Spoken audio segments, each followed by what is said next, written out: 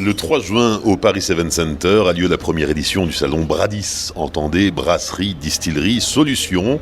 Un salon organisé par la société événementielle Amuse-Bouche. Pour en parler, Philippe Juget. Ce salon, Philippe, il est complémentaire à ce que propose déjà Amuse-Bouche avec ses différents salons, dont Planète Bière. Alors c'est exactement ça, la complémentarité. Donc tu sais, on organise un salon des spiritueux français, France Quintessence, depuis 2015, et on organise également Planète Bière aussi depuis 2015, dédié à l'univers de la bière. Ce sont des salons de dégustation jusqu'à présent. Là, c'est la première entrée sur le salon technique, mais c'est vrai que c'est très complémentaire puisque ce sont des salons. En fait, Brasserie Distillerie Solutions, c'est un salon qui est né d'une demande, ou plus exactement même de deux demandes. D'un côté, de la part de nos exposants réguliers sur nos salons, donc les producteurs de bière et de spiritueux, qui nous ont dit: Philippe, il faudrait que tu organises un salon du matériel, de l'équipement, du service, des matières premières, parce que c'est vrai que sur les salons de dégustation comme ça, on est très régulièrement sollicité par des fournisseurs et c'est pas le lieu, c'est pas le moment, donc il faudrait quelque chose de différent. Et puis de l'autre côté, on a évidemment tous ces fournisseurs de services et de solutions qui aimeraient bien avoir un stand sur nos salons France Quintessence et Planète Bière, ou tout au moins s'inscrire en tant que visiteur, ce qui n'est pas possible, puisque sur un salon de dégustation, ça présente pas beaucoup d'intérêt d'aller venir présenter ses étiquettes, ses étuis, ses bouteilles, ses bouchons, son malt, sa levure, ses tonneaux et ainsi de suite.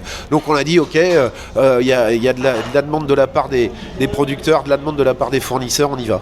Alors, il existe déjà des salons techniques, que ce soit le salon du brasseur à Nancy ou les salons DrinkTech et Brobévial en Allemagne, mais jusqu'ici il n'y avait rien à Paris. On est parti de deux constats, nous, si tu veux. Le premier, c'est vrai que on est un pays quand même plutôt jacobin, nous, la France, et Paris est quand même un peu central dans cette histoire-là. Puis si on regarde bien, tous les moyens de transport convergent vers Paris, donc c'est quand même plus facile de venir à Paris. On voit bien aujourd'hui les producteurs de marques de boissons, parce que on s'adresse aux brasseurs, aux distilleries, mais on s'adresse finalement à tous les gens qui produisent des boissons, que ce soit des softs, du vin et ainsi de suite. C'est quand même, on a essayé de faire un salon concentré sur une journée et qui soit facile d'accès, et donc c'est pour ça qu'on a choisi Paris.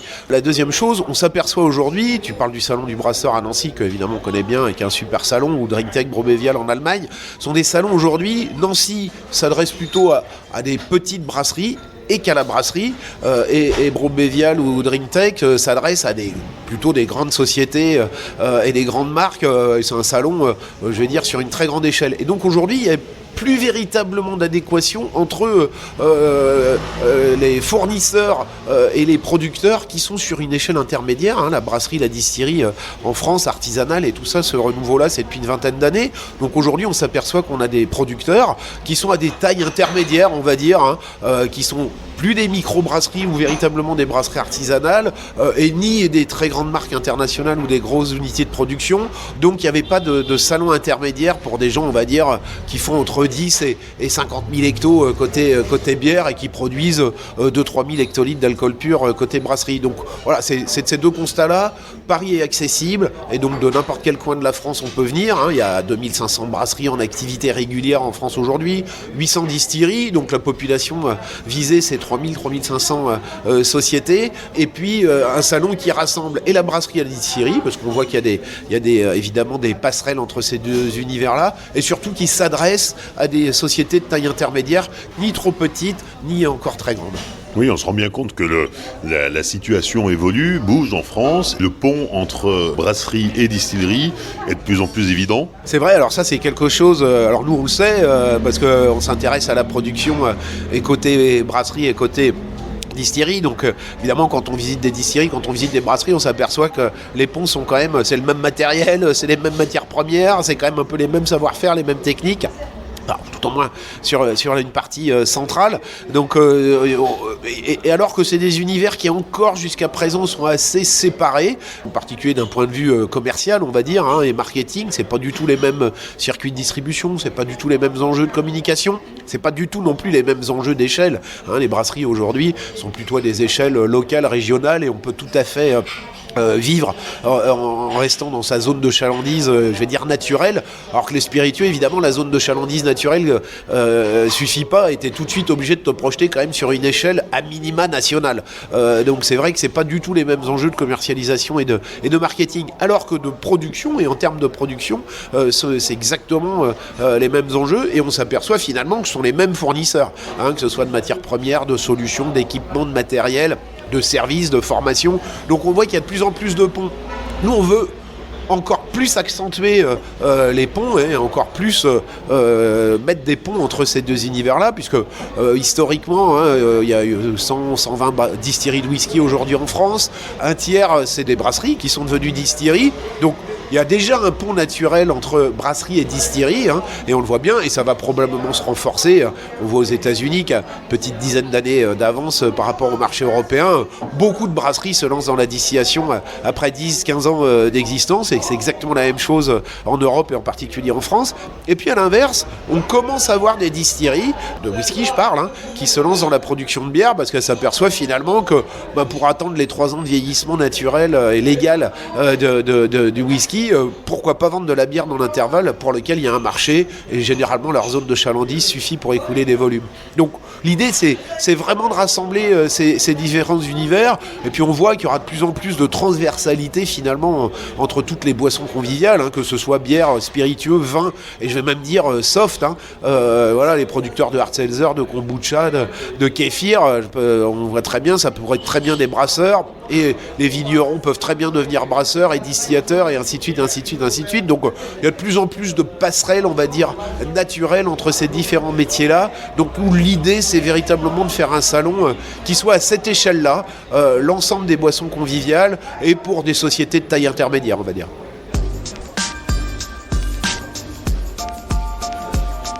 Nous nous rencontrons un mois avant le salon, à peu près. Déjà, 35 exposants ont confirmé leur participation. Le principe du salon Bradis, c'est un exposant, une solution. Alors c'est exactement ce qu'on veut faire, on a appelé ça brasser d'ici et solutions, parce que c'est vrai qu'on s'aperçoit, moi ça fait longtemps que je suis dans l'univers des boissons comme ça, alors plus des spiritueux que de la bière, mais ça fait très longtemps que j'interviens très en amont des projets, et très souvent un producteur cherche un fournisseur dans 2 cas de figure, quand il se lance ou quand il veut se développer ou passer de brasserie à distillerie. Donc voilà, quand il cherche un fournisseur, et là donc il contacte un certain nombre de sociétés, et puis les sociétés font une proposition, un devis. Évidemment, pour récupérer le marché, on a plutôt envie d'être le mieux disant, et donc de proposer le prix le plus accessible pour le producteur. Et puis l'autre cas de figure, c'est quand il y a un problème. Voilà, le producteur il a un problème, et puis il a besoin d'une solution ou d'un fournisseur rapidement pour régler ce problème. Et alors là, on est un peu dans le cas inverse. Évidemment, comme on a un peu en demande, c'est là que le prix peut être un peu plus élevé. Alors qu'en fait, on s'aperçoit que le métier, le cœur de métier de tous ces fournisseurs de services, de solutions, de matériel, d'équipement, c'est quand même être force de proposition, parce qu'ils ont de l'innovation, parce qu'ils ont du matériel, parce qu'ils ont déjà fourni d'autres sociétés, donc, et d'autres, ils ont un regard un peu plus transversal sur l'ensemble de la catégorie et du secteur. Donc c'est vrai que c'est intéressant aussi d'aller voir ces gens-là, ces fournisseurs de solutions, d'équipements, de services, de matériel, alors qu'on n'a pas de besoin et on n'a pas de problème, d'une certaine manière, pour essayer de trouver des idées, d'envisager des solutions, et peut-être créer des nouveaux produits ou se diversifier ou des choses comme ça. Donc c'est vrai qu'on insiste beaucoup sur ce motto-là. On veut que chaque exposant soit force de proposition et amène une solution ou une idée. Et les solutions, elles sont nombreuses, parce qu'évidemment, il n'y aura pas que des fabricants d'alambics. Non, alors c'est vrai qu'aujourd'hui, on a la chance d'avoir un écosystème, puis nous particulièrement en France, parce qu'on oublie très souvent qu'on est quand même un des pays pionniers sur tout ce matériel, ces solutions, ces services, ces matières premières. On a quand même des entreprises qui sont leaders sur leur secteur d'activité. Donc on essaye d'avoir un certain nombre d'exposants qui soient représentatifs de tous les besoins que peut avoir un producteur aujourd'hui, et d'avoir aussi, et c'est un peu tout l'enjeu d'un salon comme le nôtre, d'avoir des exposants qui s'adressent aussi bien aux brasseurs qu'aux distillateurs. Ça s'appelle Brasser, Distiller, Solutions. Si tu apportes que des solutions pour la brasserie ou si tu apportes que des solutions pour la distillerie, c'est bien, mais c'est mieux si tu peux apporter des solutions pour ces deux univers-là et justement force de proposition et de conseil. Alors, je vais citer deux exposants, c'est un peu arbitraire, mais ça illustre assez bien Brasser, Distiller, Solutions. On a POF. POF, c'est un propagateur de levure, donc ce sont des gens qui arrivent à identifier les levures dans l'environnement de votre brasserie et qui vous apprennent à la cultiver et à la propager au sein même de votre unité de production. C'est évidemment hyper intéressant aujourd'hui, on voit tous les sociétés, les marques, les brasseries, les distilleries sont en recherche de traçabilité, d'identité locale, des choses comme ça. Et le dernier endroit où finalement les Français sont assez peu présents, c'est sur les levures et les levures indigènes. Donc on trouve que ça c'est véritablement un exposant intéressant et majeur qui apporte une solution, qui apporte vraiment une expertise et on va s'apercevoir assez rapidement, les visiteurs verront, c'est pas très coûteux et c'est assez simple, il n'y a pas besoin d'être chimiste bac plus 12 pour pouvoir faire ça. Et puis on a aussi Honoré côté distillerie. Honoré, c'est un nom qui est assez peu connu du grand public, c'est un des leaders mondiaux de fabrication d'alambics et en particulier ils sont très connus pour fabriquer des alambics sous vide. On connaît le principe de la distillation, l'eau s'évapore à 100%, l'éthanol s'évapore à 78,4 degrés Celsius et donc évidemment si vous distillez sous vide, vous pouvez chauffer un petit peu moins fort pour faire évaporer l'éthanol. Et donc c'est le principe de la distillation sous vide, alors qu'il y a deux avantages. Ça respecte un peu plus la matière première, donc ça a des avantages sur le goût du produit distillé, mais ça a aussi des avantages énergétiques, évidemment, puisque si vous êtes obligé de chauffer un peu moins fort, vous consommez un peu moins d'énergie. Donc c'est plutôt intéressant. Et Honoré, aujourd'hui, c'est des gens qui font jamais de salon, ils sont très connus dans le monde de la distillation. Aujourd'hui, ils ont des solutions qui sont relativement accessibles, et même très accessibles, et assez peu coûteuses finalement pour se lancer dans la distillation. Donc on est hyper content d'avoir ces gens-là. Et puis, donc voilà, côté distillerie. Et puis on a des gens qui sont à l'interface entre les deux. Salem Brewing, que les brasseries connaissent bien, c'est la débauche, à Angoulême, qui a créé une brasserie que pour produire du wash, pour faire du whisky. C'est une brasserie à façon, sans houblonnage donc, qui brasse pour les distilleries. Alors évidemment ils sont à Angoulême, en fait là ils sont installés entre Angoulême et Cognac, pas très loin d'un repère d'alambic, évidemment la région cognacaise. Mais ce sont des gens qui sont capables de brasser à façon évidemment pour l'ensemble des distilleries sur le territoire français. Et donc eux vont faire le pont finalement entre le monde de la brasserie, ils sont très connus, la débauche, tout le monde connaît la débauche, et le monde de la distillerie, puisque en fait leurs clients à Salem Brewing, ce ne sont que des distilleries aujourd'hui. Et c'est un peu ça qu'on veut avec Bradis, c'est montrer qu'en fait les passerelles sont très nombreuses entre le monde de la brasserie et de la distillation. Bonjour Églantine Clément. Bonjour. Avec ton mari Aurélien, en 2013, tu as créé la brasserie La Débauche à Angoulême. Aujourd'hui, l'entreprise prend une autre envergure avec Salem Brewing. Qu'est-ce que c'est que Salem Brewing ? Alors Salem Brewing, c'est une deuxième brasserie qui est née d'un constat. Nous, la brasserie La Débauche est installée en Charente, dans le berceau proche du Cognacais.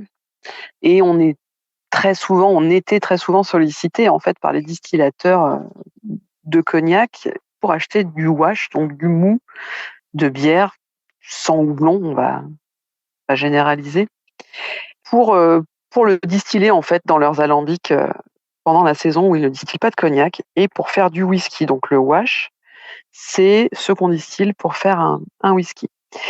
Les volumes étant tels que nous, on n'a pas ces disponibilités-là à la débauche et la demande était relativement importante.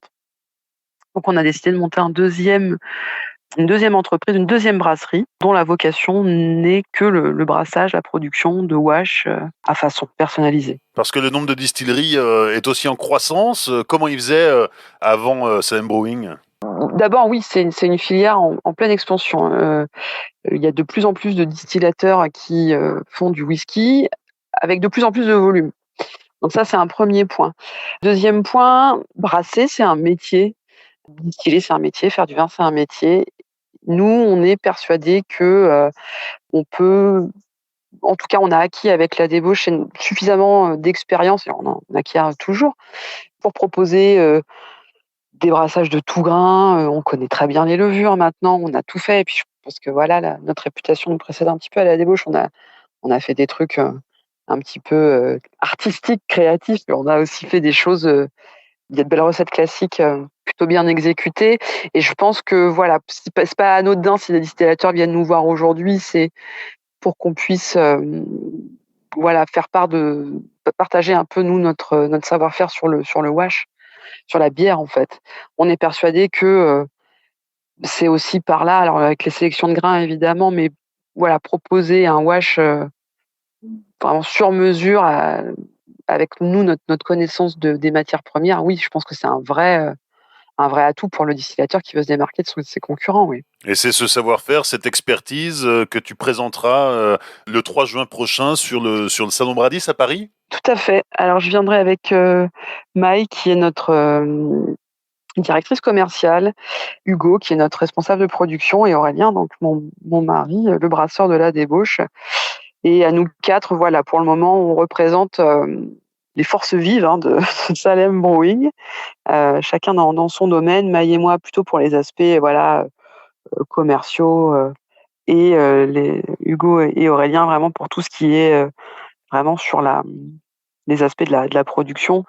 Et on a de la chance d'avoir cette équipe un petit peu composite, qui vient d'horizons différents, soit de la bière, soit de la distillation, soit du marché, carrément des spiritueux. On espère rencontrer évidemment de nouveaux clients à Bradis, mais on espère surtout pouvoir parler de ce qu'on fait, commencer à se faire connaître sur le secteur, et que de plus en plus de gens nous fassent confiance. Ouais. Parce que Salem Brewing, c'est encore tout neuf. On parle déjà de volume ou pas encore ? Ah, on parle de volume, oui, on parle tout à fait de volume. On a notre première saison qui commence à la fin du mois, tout début juin. Donc oui, on parle de volume. Le matériel est en train de finir d'être installé et on démarrera dans la foulée, dans 15 jours. Donc avec déjà des carnets de commandes qui dépassent ce qu'on avait prévu sur la première année. Philippe Jugé, autour de l'exposition en tant que telle, il y a aussi tout un programme de conférences. Exact, tu sais, nous c'est un peu le savoir-faire de Amuse-Bouche, que ce soit pour France Quintessence, Planète Bière, un des piliers, nous, vraiment de notre expertise et de ce qu'on essaye d'apporter dans nos salons, c'est du contenu. Et le contenu, ça passe évidemment par les conférences. Alors, c'est vrai que pour une première édition comme ça, le champ des possibles est inouï. On s'est concentré, on va dire, sur des choses majeures, essentielles et assez basiques d'une certaine manière. La formation, le financement, on est brasserie, comment on devient distillerie, ou on est distillerie, comment on devient brasseur. Et puis on espère aussi avoir un volet un peu plus, on va dire, administratif et légal, puisque les représentants de la DGCCRF seront là pour éviter les pièges de l'étiquetage ou les choses trappes de l'étiquetage, et donc expliquer la réglementation en s'appuyant, tu sais, tous les ans ils font un rapport sur les erreurs commises, que ce soit par les distilleries ou les brasseries sur leur étiquetage. Donc c'est un rapport qui est généralement est envoyé aux syndicats professionnels, Fédération Française des Spiritueux, SNBI pour la bière, Brasseurs de France, qui est retransmis des fois ou pas d'ailleurs aux adhérents. Et là c'est vrai qu'on espère bien qu'ils vont venir l'expliquer en public. On pense que ces gens-là aujourd'hui doivent faire un peu plus de pédagogie et doivent renforcer leur rôle de pédagogie. C'est de très bons pédagogues, ils connaissent parfaitement tous les enjeux d'une brasserie, d'une distillerie. C'est important et on pense que c'est important. Et voilà, on est assez content parce qu'à première vue ils ont dit oui. Ils pensent aussi que c'est important de venir expliquer un peu l'objet de leur travail au quotidien. Je rappelle que Bradis a lieu le 3 juin au Paris Event Center dans le 19e arrondissement. Déjà, la billetterie est ouverte. Alors c'est un salon payant. Voilà, parce qu'on considère que quand vous avez une brasserie, une distillerie ou une marque de boisson, 30 €, si vous n'êtes pas capable d'investir 30 €, il faut changer tout de suite de votre fusil d'épaule et il faut passer à autre chose. Après, je dis ça, on a des partenariats, nous, avec Brasseurs de France, le SNBI, la Fédération du Whisky de France, et les adhérents, je crois, peuvent récupérer un billet gratuit. Mais voilà, la billetterie est évidemment ouverte et véritablement, je crois que tous les visiteurs qui feront le déplacement pour cette première édition rembourseront leur investissement, que ce soit en temps ou en argent lors d'une visite, parce que c'est sur des salons quand même que s'échangent les informations, qu'on voit les innovations, qu'on voit, et surtout sur des salons comme ça, des salons techniques, on oublie que ce sont des salons qui proposent des solutions, qui ont des innovations aussi en permanence. La bière, les spiritueux, on sait bien, c'est des nouvelles références tous les mois ou presque, et toutes les brasseries, toutes les distilleries passent leur vie à innover, mais il ne faut pas oublier que tous ces fournisseurs de solutions, de matériel, d'équipement sont aussi dans une démarche d'innovation à longueur de temps, donc il y a vraiment beaucoup d'idées à aller chercher, de contacts à prendre, et on espère bien de solutions à trouver. Et ce qui est amusant pour terminer, ce sera pour l'anecdote, c'est que tu as pu consulter les premières réservations auprès de la billetterie, et ce ne sont pas forcément ceux que l'on attendrait qui ont été les premiers sur les rangs.